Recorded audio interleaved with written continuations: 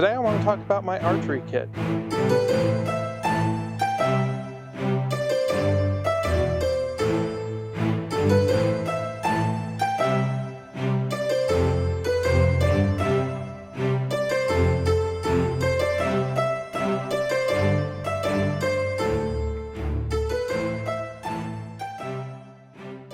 Hello, welcome back to Lost Lore. Finally outdoors. Today I want to talk about the quiver and the entire archery setup that I have made. This is my archery kit. It took me a long time to put this all together, but I think it was worth it. I want to talk about my quiver most of all.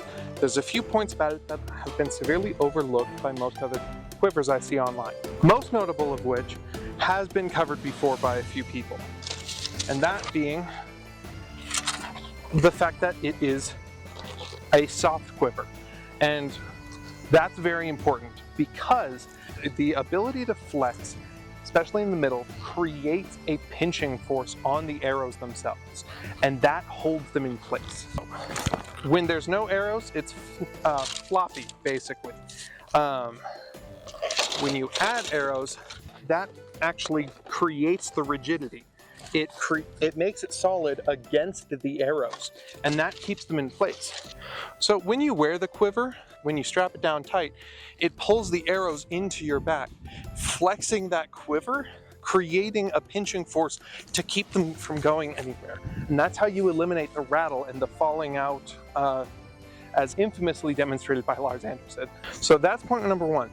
That's how you keep your arrows in the quiver, is make sure it's a flexible quiver. That way it's not going anywhere when you're running or jumping or doing anything. You can even turn this thing upside down. So I can apply a force here. I'm not going to hold on to the arrows in any way, but by applying a force of just having this tight, the arrows can go completely upside down without falling out. So these are solid in the quiver, even though the quiver is not solid at all. That pinching force holds everything in place when you're doing high energy activities. Now, next point. The attachment point for the strap is very simple. It's just a small bit of leather with a couple of rivets in there. This could easily just be a tie as well. That's my backup in case this falls apart. But the point is, the bottom is an oval, so that creates flatter sides. So that creates two flat sides, and that is so important because you can attach this top strap to one side and attach the bottom strap to the other side. And that creates two very useful things. By having four of them here, it creates a reversible quiver. I could easily throw this on the other side and have it slung over my left shoulder.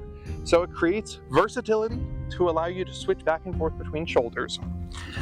But more importantly, this configuration of opposite corners, now that there are corners instead of just a cylinder, allows it to sit flat against your back, and this side is going to be the farthest out it goes because the biomechanics of it are very interesting. The ratio of the human arm allows you to touch your shoulder, but it doesn't allow for much more mobility around that area, especially not backwards.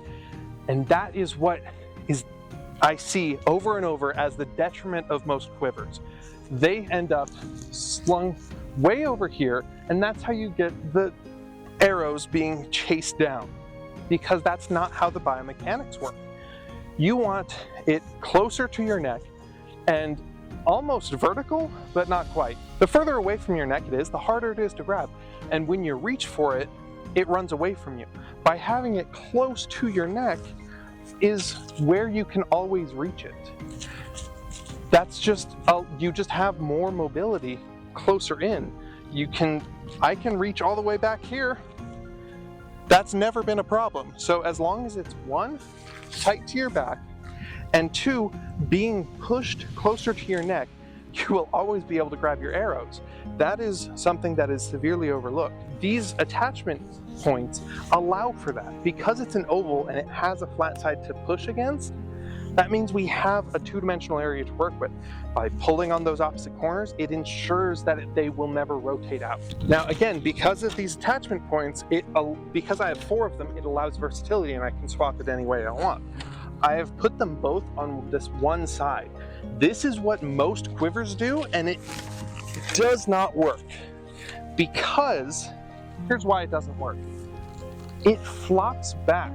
Cylindrical quivers that have two attachments within the same line always flag out or like flop around, which means that gets the arrows even further away from your back. And then you're going to have to chase them down again.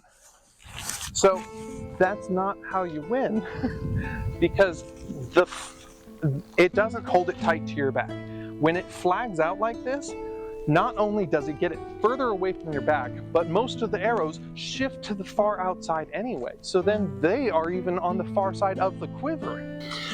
So these 4 attachment points and the oval base creates this system that is flexible and holds tight to your back in a sturdy way that cannot flag out or get away from you. Another benefit of the 4-point system is by having them on the same side like this, that creates this type of hang that you want for a belt quiver. It isn't the most ideal situation. Normally you would attach this to a normal belt, but the point is, by having that slung on one side, it gives you the versatility of a hip quiver. So it's one quiver that can do both. And as long as you just swap out the straps, that is how you can achieve any type of quiver you want. This can easily switch between a hip quiver or a back quiver, and if you have the right straps, which I think I need to adjust mine, you can do either of them and swap them whenever you want. One thing I forgot to mention is that you do not need to swap out the straps in order to get the functionality of a belt or hip quiver. The single strap setup works just as well. And this actually provides many of the same benefits as the single strap on the back quiver. It provides those 2 points to counter rotation so that it doesn't flag out away from your body, and it keeps those corners tight against your lower back to provide support and so that the quiver is not moving around or interfering with your legs like a belt quiver that is hanging might. This is actually my preference to have it in this setup, and it provides that same structure to the arrows as the back quiver so that they aren't rattling around or falling out. The ability to switch back and forth on the fly is so useful. This is actually my preference because you can push it off of your shoulder onto your hip for some quick movement if the back quiver is a little too tall, and then push it back up whenever you need it. That versatility of going back and forth is invaluable. And if you just take half a second to strap it down fully, then it becomes absolutely solid and a very functional belt quiver. It may not be the hanging style, but I find this more helpful. Not only does the 4-point system allow you to switch between back quiver and hip quiver as much as you want, but it also allows you to attach a 3rd point. I attached it to the opposite side of the bottom. So this one goes to my main shoulder, which crosses the quiver and crosses my body, which holds it tight. But if you're still having issues, you can attach a 3rd point to get additional stability. And what is great about this is I chose this wide buckle for a very specific reason, because I can bring that up, push the belt or the strap through, and lock that into place, which allows me an attachment point anywhere on the strap. And it's adjustable because of that. I can just slide it up or down as needed, and it provides the 3-strap quiver, which is the most secure quiver that I have seen.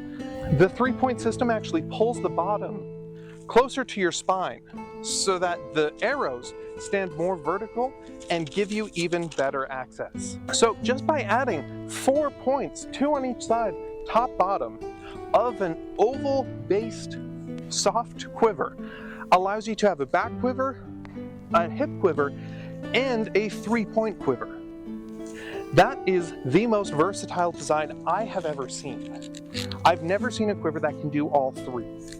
And there's even more versatility to be had. On 2 of these attachment points, I have just fed through a short bit of leather tie, which allows me to attach my bow to the side of it. So I can carry all of my kit, all of my archery kit, at the same time. So now I have just tied my bow to my quiver, which allows me to carry it comfortably. So now I have full functionality of a 3-point quiver that can carry my bow, that keeps arrows secure when running or jumping or whatever. It's so good. It does everything. It just does everything. And it's big enough that I think it will hold some LARP arrows. I need to get some to try them out. Obviously, probably gonna have to have the tips pointing up. At the top, I also incorporated this smooth slope, which gives me this scoop, which makes it so easy to put more arrows in it while it's on your back or on your hip. It does everything. It may not be the best hip quiver. I think that's its weakest point, but it still can do it. You could do something similar where you have a leather tie or something hanging short and then have a longer one that attaches to it, and then the rest and then that clips onto your belt, and that would make a very good hip quiver. It may not be the best hip quiver, but it's gonna work well enough. It can carry my bow. Granted, I do think I could use a bow case for carrying it, but a covering for my bow while in travel. But you know what's great about this quiver? You can just attach that with the leather ties, however you decide the bow cover works, and that can be attached into those same mounting points. It does everything. And it is absolutely gorgeous. This is my first honest leather project. I've done some tinkering before, but nothing at this quality or scale. I created this template. Obviously this can be found anywhere, but the tree I found online, and I modified it to add the arrow and the bow around it.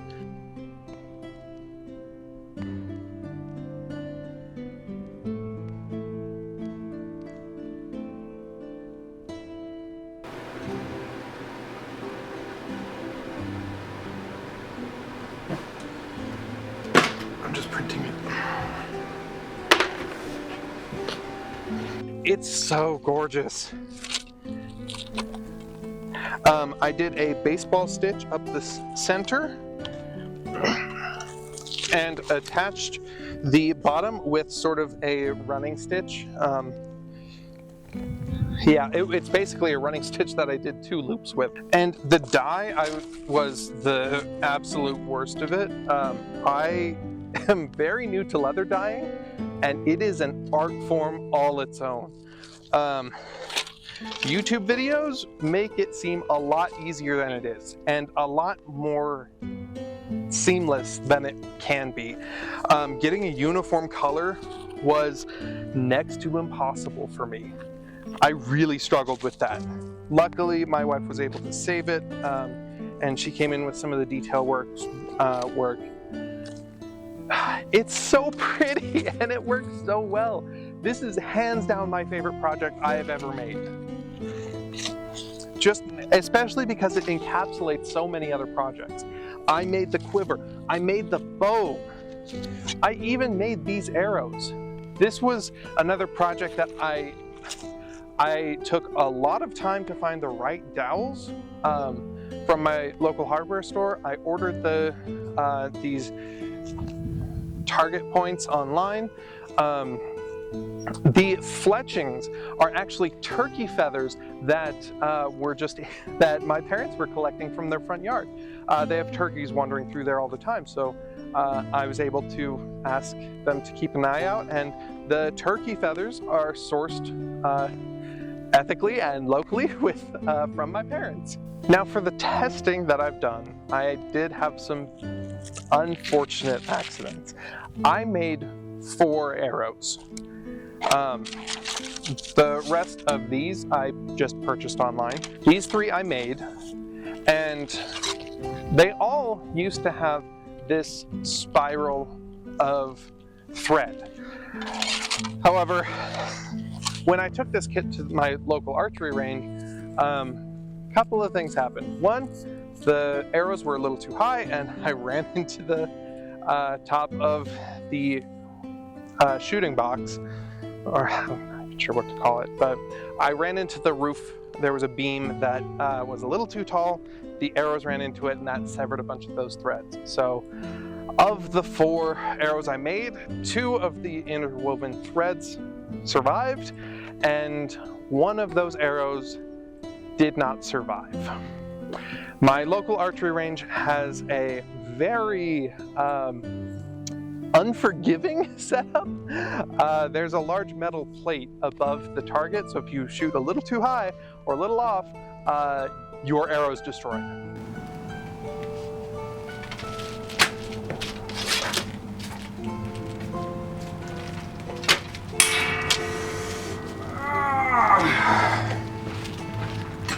And so I did lose 1 arrow that way, one of my arrows, which was so heartbreaking.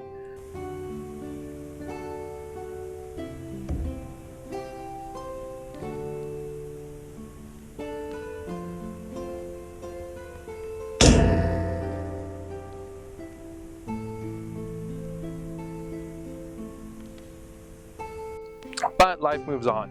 I still have 3, they still work great.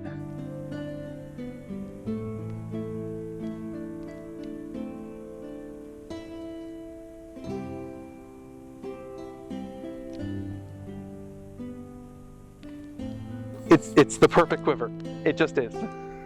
And I acknowledge that that is probably my bias because I made it, but it does everything I want a quiver to do and more. It can switch out to any different style of quiver that I want, and it creates shooting just an absolute joy. It's quick to pull from, it's quick to put back. You don't have to think about it, and that is my favorite design. When you have an item that you forget about is the best. It might rain on me. My only complaint so far is this is floppy. I need to make a keeper for this, and then it will be perfect. That's my only thing I'm missing. Everything else is so good. I love this thing so much. This is the ultimate quiver, and if you think there's any design choices I could have changed to make it better, please let me know, but I don't think there are. It was a lot of hard work, but it was very worth it. And I'm out adventuring! One more thing about wearing it with a cloak. This is more a point about Rowana cloaks than it is about my quiver, but when you have a single strap, you can run it underneath one of the flaps. I guess underneath both of the flaps, but that allows you to cast this over and remain perfectly covered. It does pin back this small section of the cloak, but that is inconsequential when you have the extra flap hanging there, and that completely makes up for all its detriments. If you're wearing a cloak with a quiver, make it a Rowana cloak. That's the best option for the most coverage, because great cloaks, yeah, you lose half of your cloak, which it's not ideal, to say the least. But with Rowana cloak, you can get around 90% of those dropbacks. which means this quiver has even less drawbacks. I don't know what you are. Is that a falcon? No. Eagle? I don't know. Cool bird of prey though. So, thank you for joining me on this deep dive into my quiver. Now that summer's here, there's plenty of adventure waiting for us. Go find your lost lore.